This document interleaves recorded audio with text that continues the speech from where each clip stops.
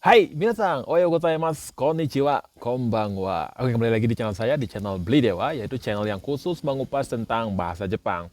Dan di video kali ini, saya ingin mengajak kalian untuk belajar nani-nani te mimas. Kata kerja bentuk te mimas, ya. Bagaimana fungsinya, bagaimana kita bisa merangkai sebuah kalimat dengan menggunakan pola nani-nani te mimas ini, dan apa sih fungsinya, dan kapan sih kita bisa menggunakan pola kalimat ini. Nah, itu yang akan kita bahas hari ini. Oke, bagi kalian yang sudah siap belajar, mari kita langsung saja masuk ke segmen pembahasan.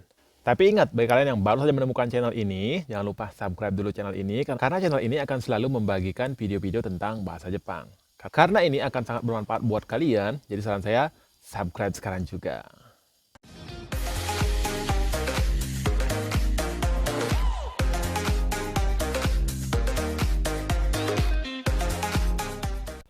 Oke, baiklah kita masuk saja ke penjelasannya ya. Jadi di sini pola kalimat kata kerja bentuk T mimas ini terbentuk dari kata kerja bentuk T plus mimas ya. Kata kerja bentuk T plus mimas. Tetapi di sini perlu diingat, mimas ini adalah sama-sama kata kerja juga yang masuk golongan 2 ya. Jadi apabila nanti ada perubahan kata kerja, jadi dia mengikuti golongan 2 ya, perubahannya mengikuti golongan 2.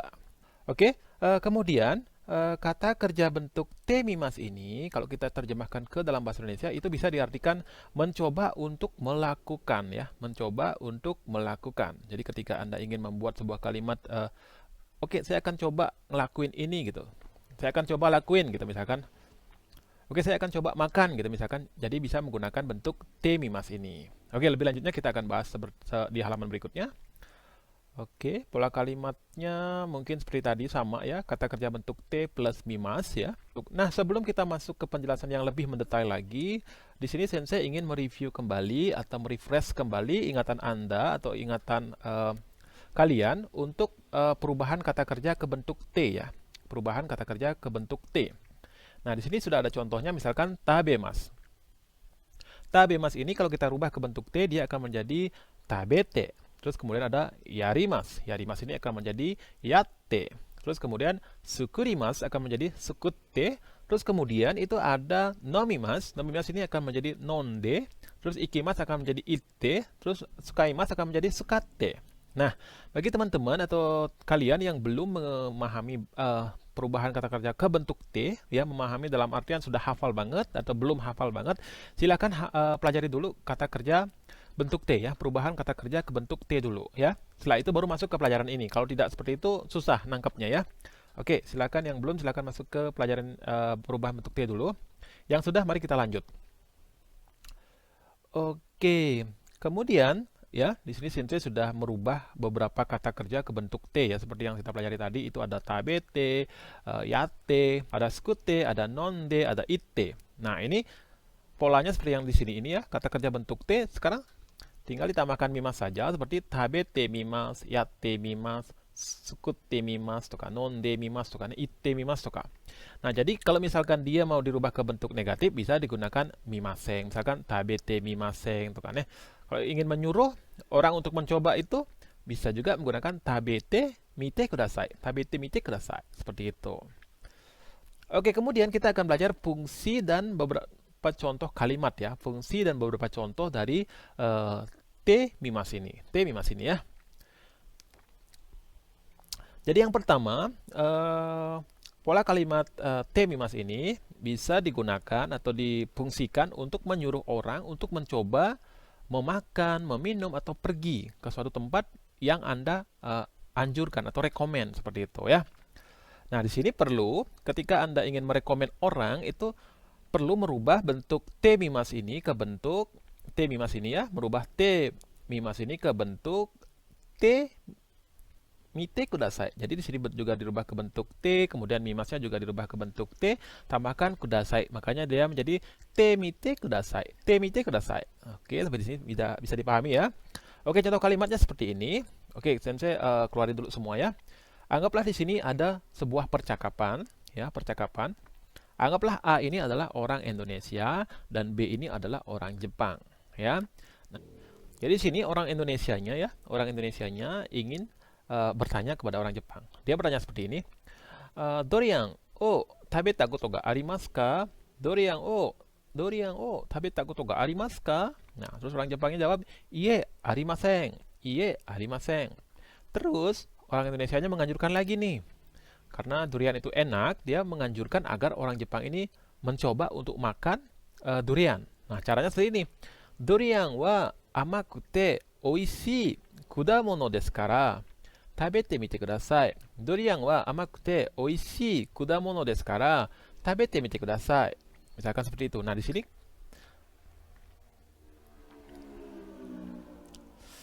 Nah, coba lihat di sini ya. Di sini coba dilihat. Di sini ada te mite kudasai.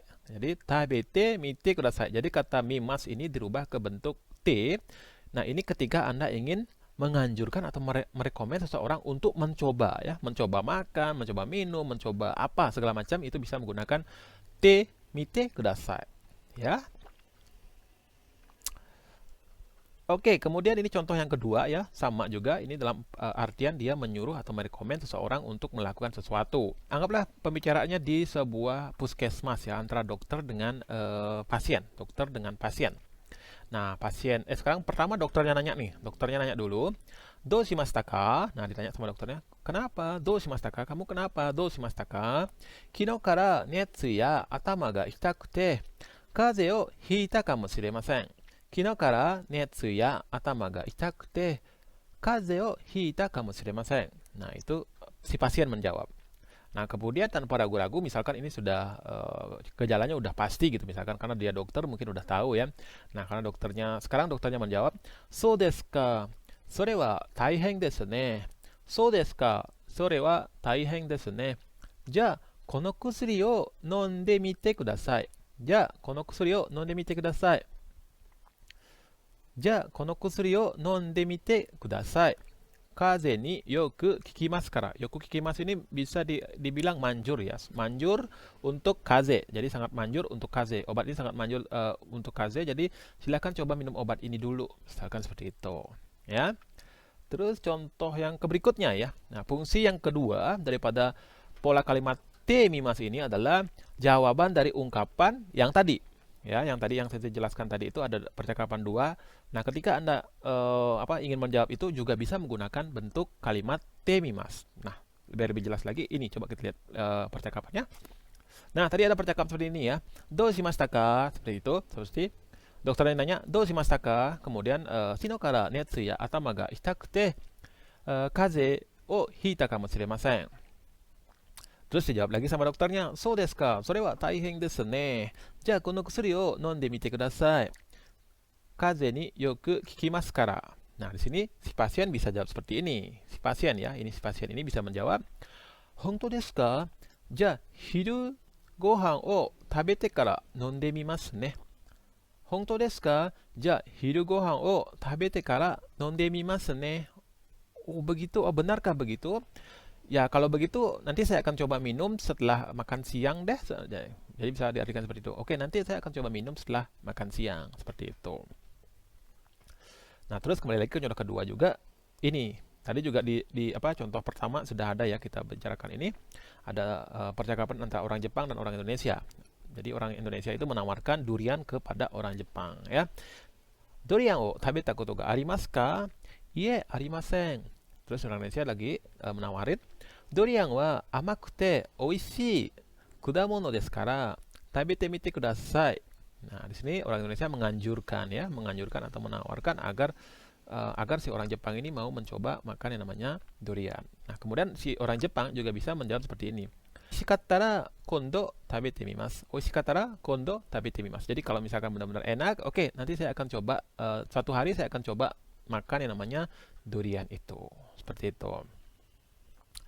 Terus kemudian yang ketiga ya, fungsi yang ketiga sering digunakan saat merasa ragu bisa atau tidaknya melakukan pekerjaan yang ditugaskan.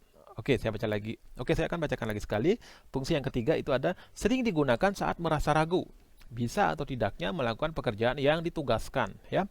Jadi ketika merasa ragu apakah bisa atau tidak mengerjakan tugas yang disuruh oleh atasan, itu juga bisa menggunakan pola kalimat te mimas ini. Contohnya seperti ini ya, ini bos sama karyawan, anggaplah bos sama karyawan.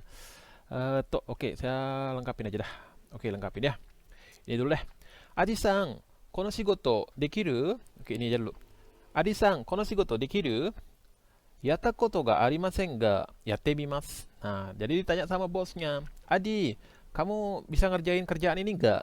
Nah, kalau dia ragu nih, ragu bisa atau enggaknya, tetapi kalau pernah melihat kayaknya bisa menggunakan ini. Yatta koto ga arimasen ga yatte mimasu ne, tuh kan ya, yatte mimasu tuh kan ya. Jadi sampai saat ini sih belum pernah ngerjain, tapi saya akan coba. Saya akan coba seperti itu. Terus contoh yang kedua, Maria-san, nasi goreng sukuru koto ga dekiru? Maria-san, nasi goreng sukuru koto ga dekiru? Maria-san, nasi goreng sukuru koto ga dekiru? Nah, kalau di sini, kalau Maria-san ini misalkan merasa ragu ya, pernah sih bikin tapi nggak tahu ini enak apa enggak sih, seperti itu. Ada keraguan di situ, juga bisa menggunakan ini. Bisa menggunakan pola kalimat te mimas ini. Jadi bisa menjawab seperti ini. Oishii ka douka wakarimasen ga, toriaizu sukutte mimasu. Oishii ka douka wakarimasen ga, toriaizu sukutte mimasu. Jadi apa namanya? Saya nggak tahu sih ini rasanya enak atau tidak, tapi bolehlah saya coba dulu gitu. Bolehlah saya coba dulu seperti itu, ya. Oke, sedikit note buat kalian ya, note atau catatan ya.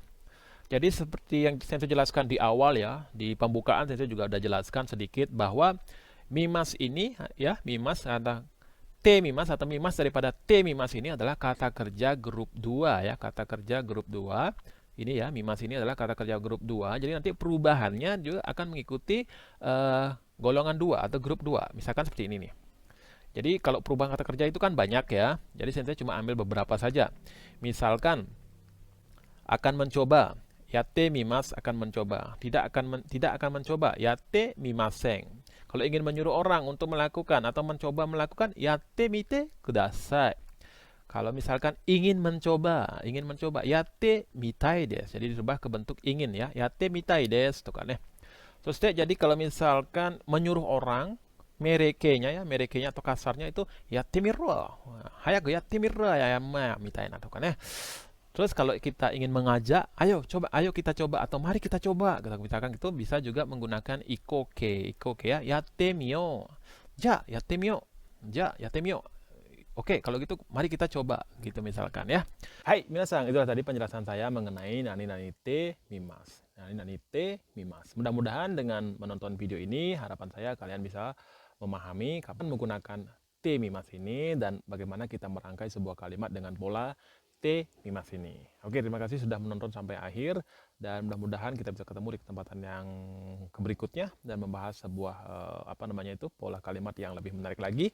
Dan jika kalian punya request silahkan saja tulis di kolom komen dan nanti saya akan coba bahas. Dan sekali lagi terima kasih dan sampai jumpa di video berikutnya. Bye bye.